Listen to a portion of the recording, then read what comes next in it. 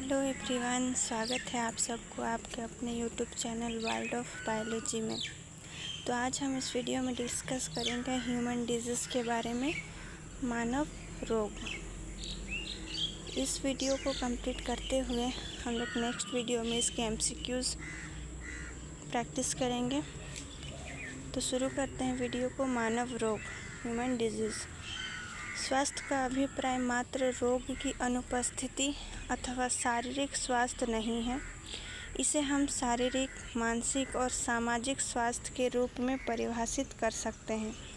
तो स्वास्थ्य का मतलब सिर्फ शरीर में रोग का ना होना, ये इसका संपूर्ण परिभाषा नहीं हो सकता। स्वास्थ्य किसे बोला जाता है? जो कि हम शारीरिक, मानसिक और सामाजिक रूप से स्वस्थ हों।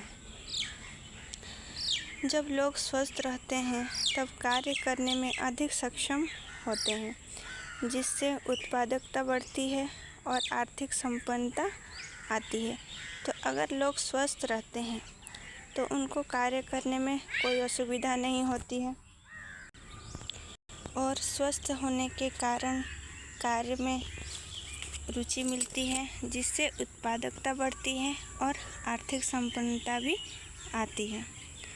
अच्छा स्वास्थ्य बनाए रखने के लिए संतुलित आहार बहुत आवश्यक है। तो अगर हमें स्वस्थ रहना है तो हमें क्या करना चाहिए? संतुलित आहार लेना चाहिए नियमित रूप से। संतुलित आहार का मतलब हर प्रकार का खाना, साग सब्जी, रोटी, दाल, मतलब कि प्रोटीन, विटामिन, कैल्शियम वगैरह सारे चीज़ हमें संतुलित रूप से लेना चाहिए।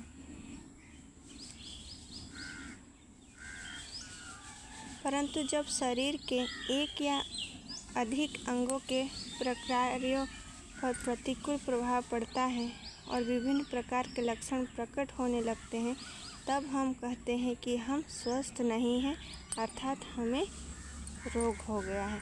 लेकिन अगर हमें किसी शरीर के किसी अंग में अनियमितता दिखाई पड़ती है और उसके लक्षण प्रकट होने लगते हैं, तो हम क्या कहते हैं कि हम स्वस्थ नहीं हैं, यानी हमें रोग हो गया है। शरीर में होने वाली अनेक प्रकार की अनियमितताओं को ही रोग कहते हैं। तो रोग किसे कहते हैं? शरीर में होने वाली अनियमितता। अगर हम नियमित रूप से अच्छा खाना पीना खाएं, स्वस्थ रहें तो कोई बात नहीं, लेकिन उसी रेगुलर बेसिस पे अगर कभी इरेगुलरिटी आ जाता है, अनियमितता आ जाता है शरीर में, कमज़ोरी, थकान या फिर बुखार आदि, सर्दी खांसी ये सब होने लगती है, तो हम इसे क्या कहते हैं? हम इसे रोग कहते हैं। रोग के कीटाणु सिद्धांत, जर्म थ्योरी ऑफ डिजीज़ को लुईस पास्चर ने प्रतिपादित किया। तो जर्म थ्योरी ऑफ डिजीज़ को किसने प्रतिपादित किया था? लुईस पास्चर ने। उन्होंने प्रस्तावित किया कि रोगाणु शरीर में प्रवेश करते हैं और रोग का कारण बनते हैं। तो उन्होंने क्या बताया था कि जो डिजीज़ कॉजिंग एजेंट जो हैं वो हमारे शरीर में प्रवेश करते हैं और उन्हीं के कारण क्या होता है? रोग होता है। रोग को उनकी प्रकृति, उत्पन्नता तथा लक्षणों के आधार पर 2 वर्गों में विभाजित किया गया है। तो रोग को उसकी ओरिजिन, उसकी नेचर और उनके लक्षण के बारे में उसको कितने भागों में विभाजित किया गया है? 2 भागों में। रोग, एक होता है जन्मजात रोग जिसे कॉन्जेनिटल डिजीज़ बोलते हैं। दूसरा होता है उपार्जित रोग जिसे एक्वायर्ड डिजीज़ बोला जाता है। तो एक एक करके पढ़ेंगे। सबसे पहले देखेंगे जन्मजात रोग के बारे में। कॉन्जेनिटल डिजीज़, जो रोग जन्म के समय ही विद्यमान होते हैं उन्हें जन्मजात रोग कहते हैं। तो वैसे रोग जब कोई बच्चा पैदा होता है उसी वक्त उसके साथ या फिर उससे पहले ही उसके साथ बर्थ के समय आ जाता है, तो उसे क्या बोलते हैं? जन्मजात रोग। जन्मजात रोग आनुवंशिक या पोषण की कमी के कारण हो सकता है। तो जन्मजात रोग जो होता है वो 2 कारणों से हो सकता है, या तो पेरेंटल आनुवंशिक के तहत और दूसरा पोषण, खाने पीने में कमी होने के कारण ये रोग होते हैं। एग्जाम्पल क्या क्या है? हीमोफीलिया, हृदय के विकार, वर्णघता, होठ का कटना, ये सारे क्या हैं? जन्मजात रोग हैं। उपार्जित रोग क्या है? एक्वायर्ड डिजीज, वे रोग जो शरीर में जन्म के पश्चात उत्पन्न होते हैं उन्हें उपार्जित रोग कहते हैं। तो एक्वायर्ड डिजीज किससे बोला जाता है? जन्म के कुछ दिनों, कुछ महीनों, ऐसे कुछ दिनों बाद क्या होता है ना कि हमारे शरीर में कुछ रोग देखने को मिलते हैं, वो बर्थ के बाद होता है, जो हम एक्वायर करते हैं एनवायरनमेंट से, तो उसे क्या बोला जाता है? एक्वायर्ड डिजीज़ बोला जाता है। तो ये 2 प्रकार के होते हैं। कितने प्रकार के होते हैं ये? 2 प्रकार के। उपार्जित रोग जो कि 2 प्रकार के हैं, एक तो है संक्रामक रोग, दूसरा है असंक्रामक रोग। असंक्रामक रोग और संक्रामक रोग किसके 2 उदाहरण हैं? उपार्जित रोग के, एक्वायर्ड डिजीज़ के। संक्रामक रोग के उदाहरण हैं चेचक, हैजा, प्लेग, छोटी माता, ये सब हैं। और असंक्रामक रोग के उदाहरण हैं कैंसर, हृदय रोग, हीनताजन्य रोग, आनुवांशिक रोग आदि। तो इसे भी एक एक करके देखेंगे। संक्रामक रोग। संक्रामक रोग जीवाणु जनित रोग, जो जीवाणु बैक्टीरिया के द्वारा होने वाले कुछ रोग हैं। ये एक टेबल के फॉर्म में दिया गया है जिसे हम समझेंगे। बीमारी, रोग, कौन कौन से रोग होते हैं? प्रभावित अंग, उस रोग से कौन सा अंग प्रभावित होता है, और जीवाणु का नाम, उस रोग को बढ़ाने वाले जीवाणुओं को नाम देखेंगे। तो टिटनेस और धनुष टंकार, तो ये रोग जो होता है शरीर के किस अंग को प्रभावित करता है? तंत्रिका तंत्र को। जीवाणु का नाम क्या है? Clostridium tetani. दूसरा हैजा, जो कि हमारे आंतों को प्रभावित करता है इंटेस्टाइन में। जीवाणु का नाम है विब्रियो कोलेरा। नेक्स्ट है डिप्थेरिया, जो कि श्वसन नली, हमारे रेस्पिरेटरी सिस्टम को प्रभावित करता है। जीवाणु का नाम है कोरिनेबैक्टीरियम डिप्थेरिया। नेक्स्ट है क्षय रोग और तपेदिक या राजयक्मा, जिसे फेफड़े में देखने को मिलता है। माइकोबैक्टीरियम ट्यूबरक्यूलोसिस, जिसे कि टीबी बोला जाता है। हमारे लंग्स को ये बहुत ज़्यादा इफेक्ट करता है। कोढ़, तांत्रिका तंत्र या फिर त्वचा, जीवाणु का नाम है माइकोबैक्टीरियम लेप्रोसी। नेक्स्ट है टाइफाइड, जो कि हमारे इंटेस्टाइन को इफेक्ट करता है। Salmonella typhi. प्लेग, ये फेफड़े को हमारा इन्फेक्शन में डालता है। Pasteurella pestis. काली खांसी, श्वसन तंत्र, रेस्पिरेटरी सिस्टम को इफेक्ट करता है। हीमोफीलिया पर्टुसिस, जीवाणु का नाम है। निमोनिया, फेफड़े को इफेक्ट करता है। डिप्लोकोकस न्यूमोनिक, जीवाणु का नाम है। गोनेरिया, मूत्रमार्ग। निसेरिया गोनेरिया, जीवाणु का नाम है। सिफिलिस, शिशन को प्रभावित करता है।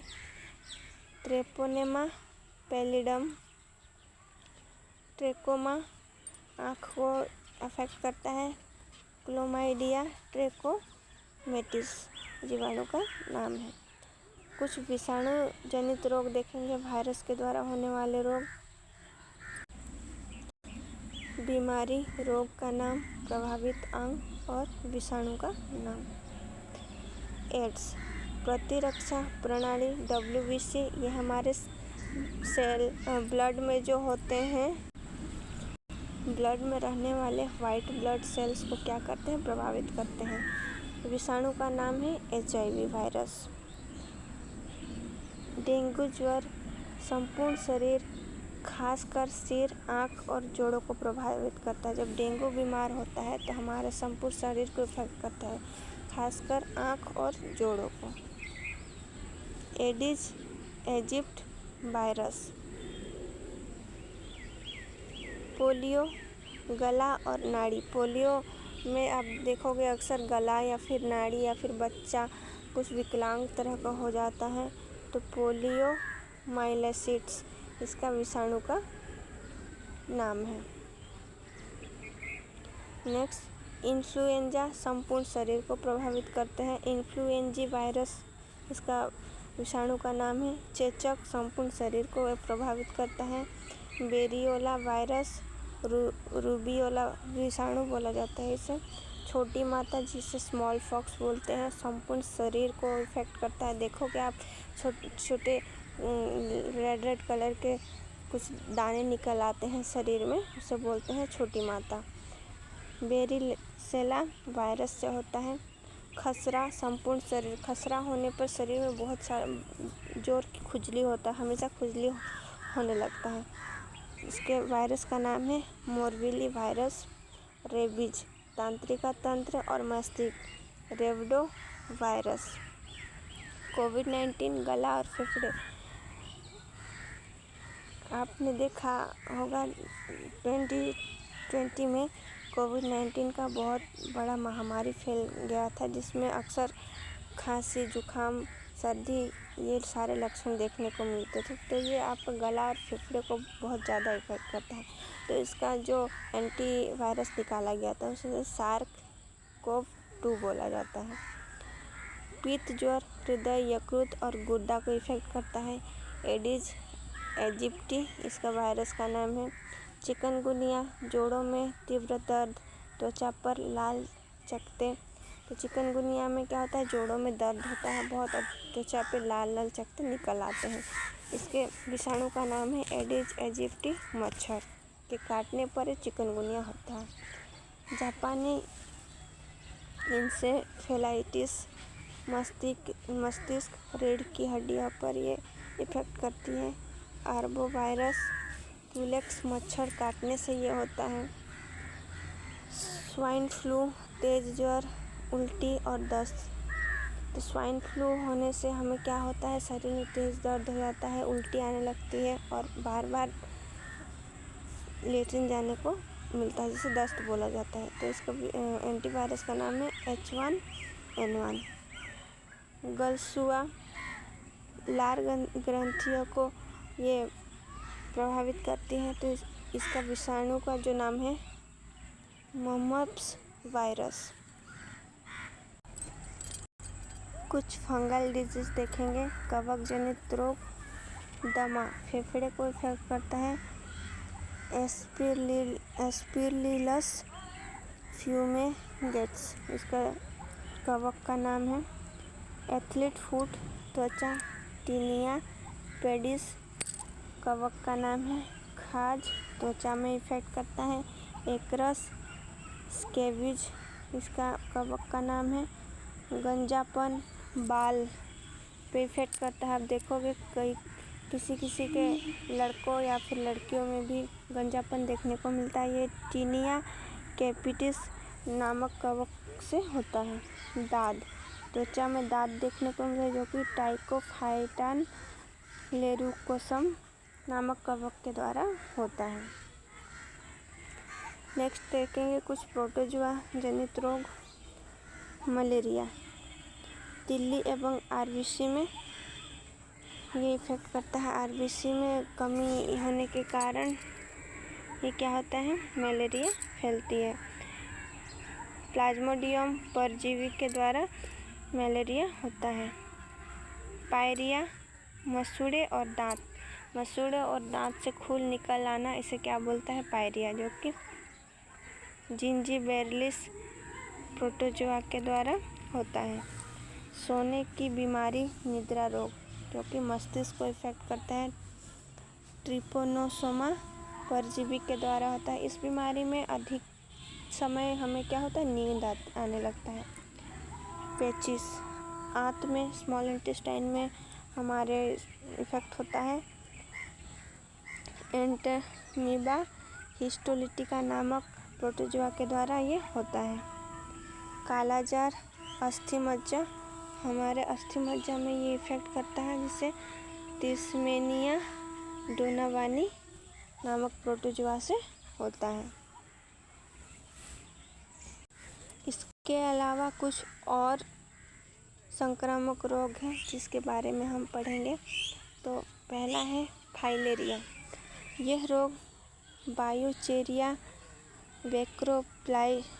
बैक्टेरोटाई नामक सूत्रकृमि के कारण होता है। इस रोग से लसिका, वाहिनी और ग्रंथियां फूल जाती है। तो फाइलेरिया बीमारी में आप अक्सर देखते होंगे किसी का पैर, हाथ, कोई शरीर के कोई अंग क्या होता है, बहुत ज़्यादा फूल जाता है। तो वो किसके द्वारा होता है? बायोचेरिया बैक्टेरोटाई द्वारा होता है। ये एक तरह का सूत्रकृमि, थ्रेड वर्म होते हैं। दूसरा है एस्केरिसिस। यह रोग एस्केरिसिस लिम्ब्रोकोइडिस नामक नेमाटोड के कारण होता है। हमारे घर के बगल में ही रेलवे लाइन है, तो हमेशा रेल की आवाज़ आती रहती है, तो प्लीज़ इग्नोर करिएगा इसे। तो क्या पढ़ रहे थे हम लोग? एस्केरिस के बारे में। एस्केरिस लिम्ब्रोकोइडिस नामक नेमाटोड के कारण होता है। यह संक्रमित भोजन ग्रहण करने से होता है। तो ये एस्केरिसिस जो डिजीज़ है वो किससे होता है? एस्केरिस लिम्ब्रोकोइडिस नामक नेमाटोड से। ये कैसे होता है? अगर हम लोग संक्रमित भोजन ग्रहण करें, कोई बीमार व्यक्ति अगर खाना खाया हो, तो उस खाना को अगर कोई अच्छा व्यक्ति खाता है तो क्या होता है? वो संक्रमण हो जाता है। टीनिएसिस, यह आंत को प्रभावित करता है। यह टीनिया सोलियम नामक परजीवी के कारण होता है।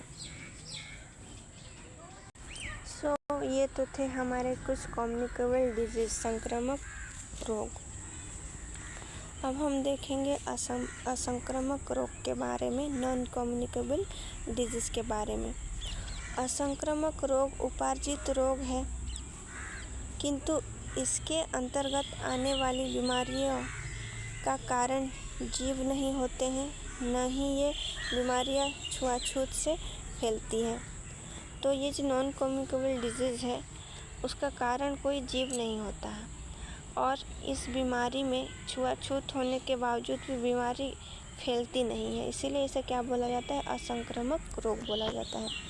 असंक्रामक रोग बाह्य कारकों द्वारा होते हैं, जैसे पोषण की कमी, किसी चोट के कारण, ये सब के कारण क्या होती है? ये डिजीज होती है।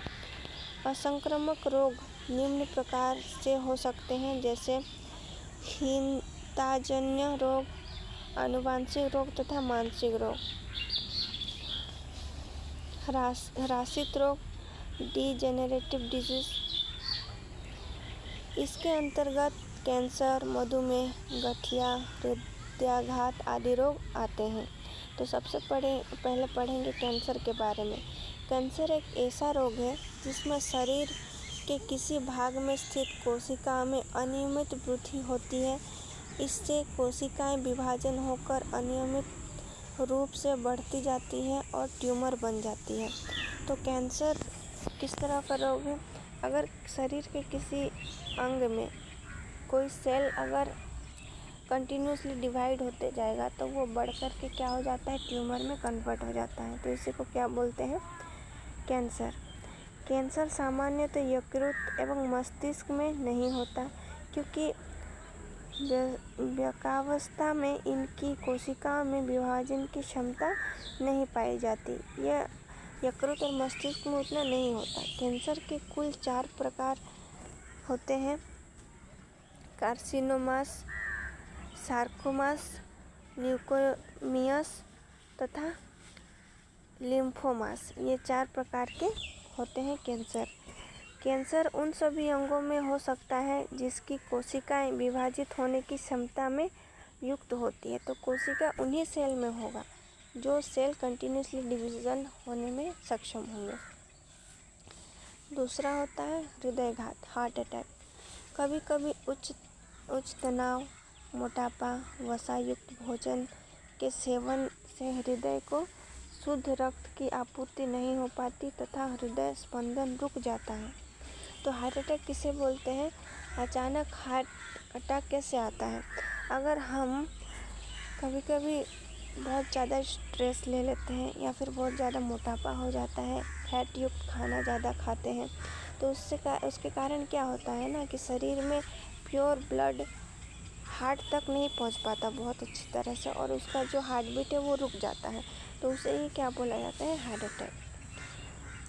सीने में दर्द, तीव्र दर्द, जी मचलना, बाहों में दर्द, पसीना आना इत्यादि हृदयघात के लक्षण हो सकते हैं। तो अगर हमें सीने में हमेशा दर्द होने लगे, जी मचलने लगे, किसी भी वक्त पसीना आने लगे, तो ये किस चीज़ का लक्षण है, ये हार्ट अटैक का लक्षण है।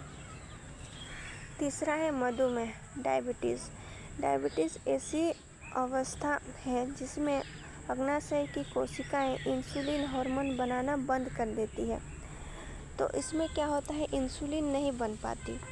इंसुलिन नहीं बन पाने के कारण शर्करा का उपाचयन नहीं हो पाता, ग्लूकोज का विघटन नहीं हो पाता, तो ग्लूकोज ज़्यादा हो जाता है, तो उससे क्या होता है, हमें मधुमेह हो जाता है। इंसुलिन हार्मोन अग्नाशय की लेगरहैंस की दीपिकाओं की बीटा कोशिकाओं द्वारा स्रावित होता है। चौथा है गठिया आर्थराइटिस।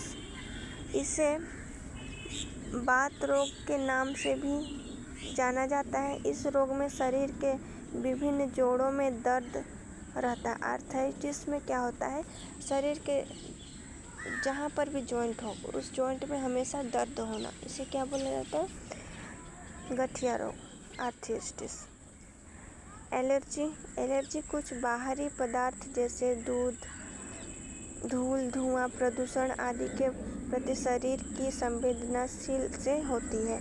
सर्दी, सिरदर्द एवं अस्वस्थता इत्यादि एलर्जी के कारण होते हैं। तो एलर्जी आप देख सकते हो, कभी कभी किसी इंसान को किसी चीज़ से एलर्जी होता है, या फिर धूल, धुआं, प्रदूषण के कारण शरीर में खुजली होना, सिर दर्द करना, सर्दी होना, ये सब क्या होता है, एलर्जी के लक्षण हैं। जो किसी पोषक तत्व जैसे विटामिन, खनिज तत्व, प्रोटीन इत्यादि की कमी से होते हैं। इन रोग को हीनताजन्य रोग कहते हैं। तो इसे क्या बोलते हैं, हीनताजन्य रोग बोला जाता है। घेंगा, गोइटर। घेंगा थायराइड ग्रंथि के फूलने से होता है।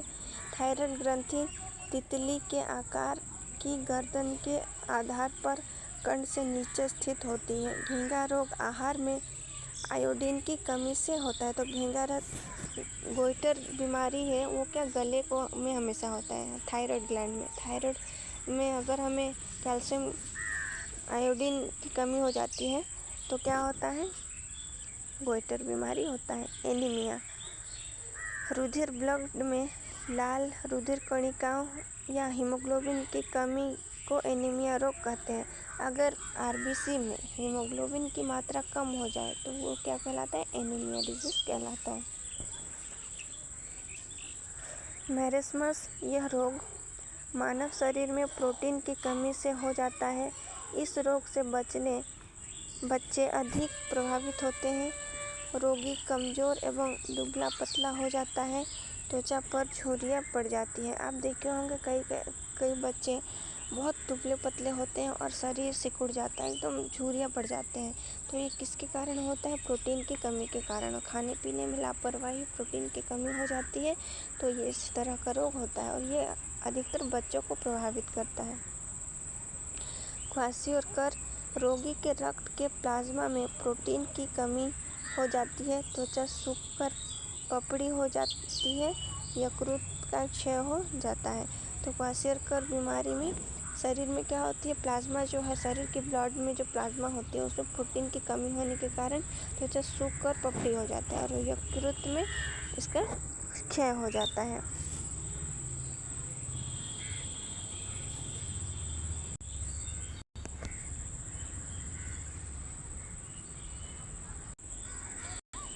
ये सारे थे आपके communicable and non communicable disease के बारे में।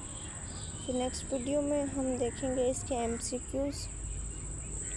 सो अगर वीडियो अच्छी लगे तो लाइक करिए, शेयर करिए, कमेंट करिए कि किस तरह का वीडियो चाहिए आप लोगों को, और सब्सक्राइब करें मेरी वीडियो ताकि आपको आने वाले समय में और अच्छी क्लासेस बायोलॉजी के मिलते रहें।